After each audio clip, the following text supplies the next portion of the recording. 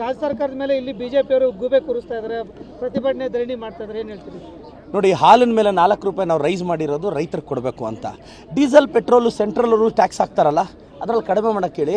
ಹೋಗ್ಲಿ, ನಾವು ಕಟ್ತಿರೋ ಈ SG ST ಇದೆ ನಮಗೆ ವಾಪಸ್ ಕೊಡೋಕ್ಕೆ ಹೇಳಿ.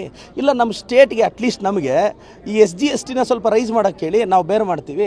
ಪೆಟ್ರೋಲ್ ಡೀಸೆಲ್ ಅವ್ರಿಗೂ 25-30 ರೂಪಾಯಿ ಲಾಭ ಆಗುತ್ತೆ ಲೀಟ್ರಿಗೆ. ಸೆಂಟ್ರಲ್ ಗೌರ್ಮೆಂಟ್ಗೆ 1 ಲೀಟ್ರ್ ಮೇಲೆ 25-30 ರೂಪಾಯಿ ಲಾಭ ಆಗುತ್ತೆ, ನನಗೆ ಎಕ್ಸಾಕ್ಟ್ ಗೊತ್ತಿಲ್ಲ. ಅದನ್ನು ಅಟ್ಲೀಸ್ಟ್ ಕೇಂದ್ರದವ್ರು ಬಿಡೋಕ್ಕೆ ಹೇಳಿ, 2.5 ರೂಪಾಯಿ ಅಲ್ವಾ. ಅರ್ಥಶಾಸ್ತ್ರಜ್ಞರು ನಮ್ಮ ಕರ್ನಾಟಕದಿಂದನೇ ಆಯ್ಕೆ ಆದಂಥ ನಿರ್ಮಲಾ ಸೀತಾರಾಮನ್ ಮೇಡಮ್ ಅವರಿದ್ದಾರೆ, ಅವರು ಇದು ಮಾಡಲಿ. ವಿಜಯೇಂದ್ರ ಅವರು ಅಹೋರಾತ್ರಿ ಧರಣಿನಂತೆ, ಅದು ಏನಕ್ಕೆ ಮಾಡ್ತಾ ಇದ್ದಾರೋ ಅವ್ರಿಗೂ ಗೊತ್ತಿಲ್ಲ ಅನಿಸುತ್ತೆ.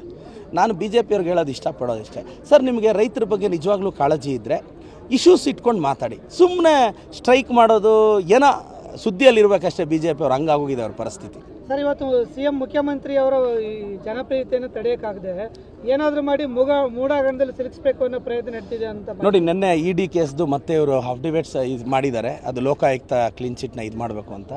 ನಾನು ಒಂದು ಹೇಳೋಕ್ಕೆ ಇಷ್ಟಪಡ್ತೀನಿ, ಇದೆಯಾ ಸರ್ ವಿಜಯೇಂದ್ರ ಅವರು ಅವ್ರ ಓಪನ್ ಸ್ಟೇಟ್ಮೆಂಟು, ವಿಜಯೇಂದ್ರ ಅವ್ರ ಮೇಲೆ IT ED CBI ದಾಳಿ ಮಾಡಿ ಆ 3 ಏಜೆನ್ಸಿಯಿಂದ ಅವ್ರು ಕ್ಲೀನ್ ಚಿಟ್ ತೊಗೊಂಡ್ರೆ, ನಾನು ಇವತ್ತು ಹೇಳ್ತೀನಿ, ನಾವಿನ್ಯಾವತ್ತೂ BJP ಅವ್ರ ತಂಟೆಗೆ ಹೋಗಲ್ಲ. ಒಂದೇ ಎಕ್ಸಾಂಪಲ್ಲು ನಾನು ಯುವ ರಾಜಕಾರಣಿಯಾಗಿ ಹೇಳ್ತೀನಿ, IT ED CBI enquiry Vijayendra ಅವ್ರ ಮೇಲೆ ಅವರೇ ಹಾಕ್ಸ್ಕೊಂಡು 3 ಏಜೆನ್ಸಿಯಿಂದ ಕ್ಲೀನ್ ಚಿಟ್ ತೊಗೊಂಡು ಪತ್ರಿಕಾ ಮಾಧ್ಯಮದಲ್ಲಿ ಇಡಲಿ, ಒಂದು ಪ್ರಶ್ನೆನೂ ನಾವು ಕೇಳಲ್ಲ. ಅಪ್ಪ ಹೆಂಗೆ ನಡೀತು ತನಿಖೆ ಅಂತಲೂ ಕೇಳಲ್ಲ. ಅದೊಂದು ಮಾಡಿಬಿಡ್ಲಿ, ನನ್ನ ಜೀವನದಲ್ಲಿ BJP ಅವ್ರ ಬಗ್ಗೆ ಮಾತಾಡಲ್ಲ. ದಯವಿಟ್ಟು ವಿಜಯೇಂದ್ರ ಅವರು ಆ ಕ್ಲೀನ್ ಚಿಟ್ ಕೊಡೋಕೆ ರೆಡಿ ಇದೆಯಾ ಅವ್ರಿಗೆ? Thank you so much sir.